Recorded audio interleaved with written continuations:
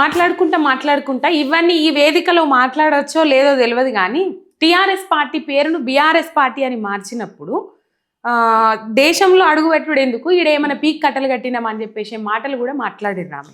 ఏం చెప్తారు అంటే ఈ ప్రశ్న ప్రజల మధ్య అడగవచ్చు, తర్వాత మీడియా సమావేశంలో అడగవచ్చు, కానీ శాసన మండలిలో దాన్ని లేవనెత్తడం అనేది కరెక్ట్ కాదు.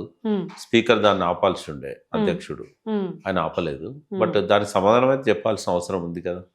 ఎందుకంటే కేసీఆర్ గారి మైండ్లో ఏముండే అంటే ఆయన నన్ను కూడా సంప్రదించలేదు, ఎవరిని అడగలేదు. పార్టీ నాయకులు కలిసి డిసైడ్ చేశారు. అక్కడ ఉన్న రాష్ట్ర కమిటీ కావచ్చు, లేదా ఆయన దగ్గర ఉన్న క్యాబినెట్ మంత్రులు కావచ్చు, ఆయన క్లోజ్గా ఉన్న వాళ్ళు కావచ్చు. అయితే ఎందుకు ఆలోచన వచ్చింది కేసీఆర్కు?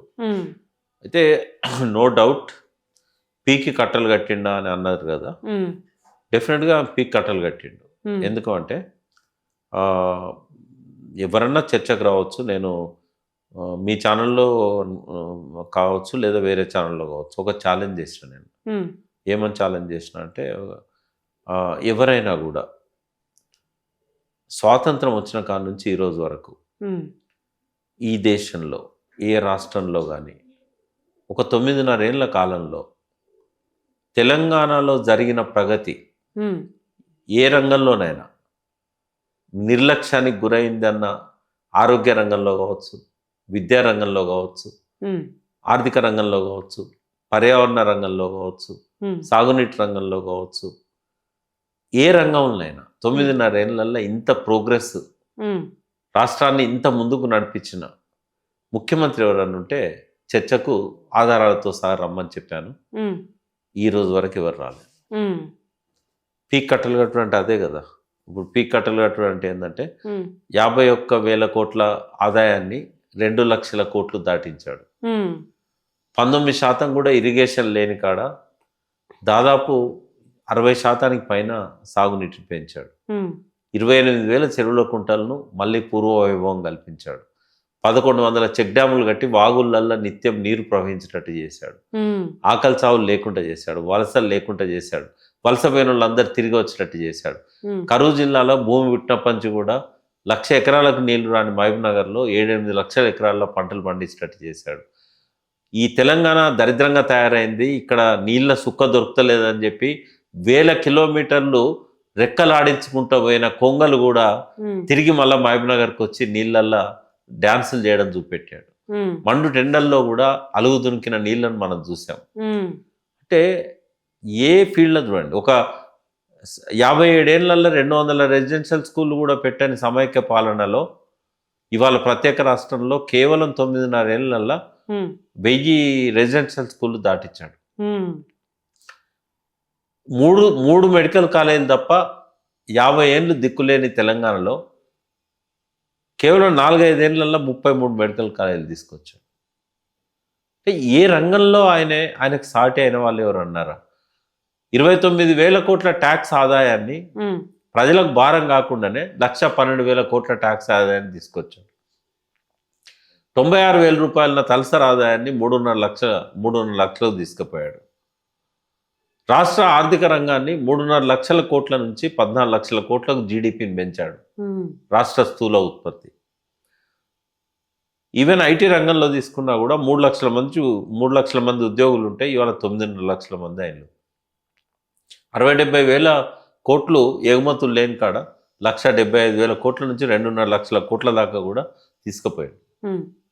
పారిశ్రామిక రంగంలో 9.5 ఏళ్లలో 25,000 ఇండస్ట్రీస్ వచ్చినాయి. బోర్లలో నీళ్లు పడతలేవని చెప్పి జనం ఆత్మహత్యలు చేసుకున్న పరిస్థితి, అప్పులు చేసి బోర్లు వేసి అప్పు చేసి తీర్చలేక ఆత్మహత్యలు చేసుకున్న పరిస్థితి నుంచి మన ఖాళీ అడుగులో ఊటలు వచ్చేంత పైకి నీళ్ళని తీసుకొచ్చాడు.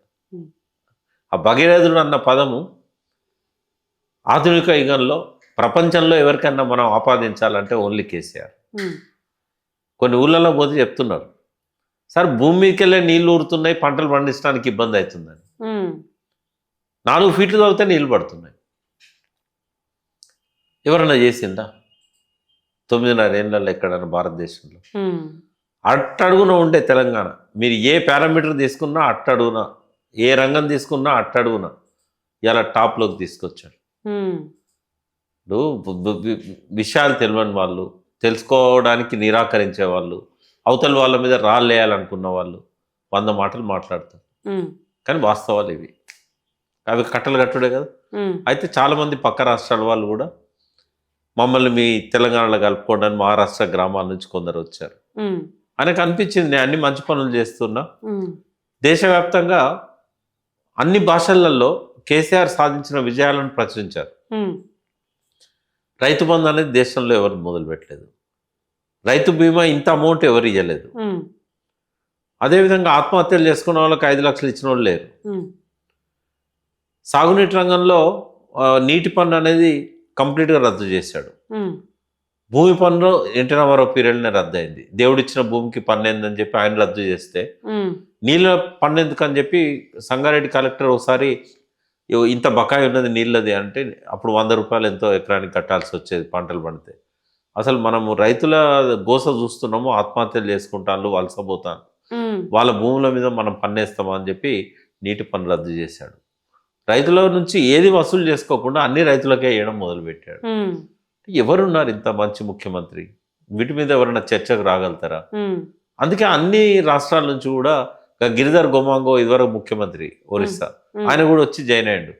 అంటే దేశాన్ని ఉద్ధరిద్దాము, ఎందుకంటే 70,000 టీఎంసీల వర్షం కురుస్తున్నా కూడా సగం కూడా వాడుకుంటలేరు, స్వాతంత్రం వచ్చి 75 ఏళ్ళు అయింది అని ఒక సదుద్దేశంతో మొదలుపెట్టిండు ఆయన. ఈ 2 పార్టీలే రాజ్యం వెళ్తూ ప్రజలను గోసపుచ్చుకుంటున్నాయి, ఈ పార్టీ లేదా ఆ పార్టీ. 3వ పార్టీ వస్తే బాగుండు, ఒక మంచి ప్రజల కోణంలో నుంచి పరిపాలన చేద్దాము అని చెప్పి అట్లా ఆలోచించి చేసిండు ఆయన. కాబట్టి దేశవ్యాప్తంగా ఆయన విస్తరించాలనుకున్నాడు. ఆయనకు ఆ బాధ్యత ఉన్నది, ఆ హక్కు ఉన్నది, చాతన అయ్యేది కూడా. ఒకవేళ అందుకే కదా ఆయన మీద కన్నెర్ర చేసి మోడీ తెలంగాణలో తన బలాన్ని తగ్గించుకొని కాంగ్రెస్ బలాన్ని పరోక్షంగా పెంచి రేవంత్ రెడ్డి ముఖ్యమంత్రి కావడానికి పరోక్షంగా సహకరించారు. ఓకే, థ్యాంక్ యూ అన్న. జై తెలంగాణ. జై తెలంగాణ.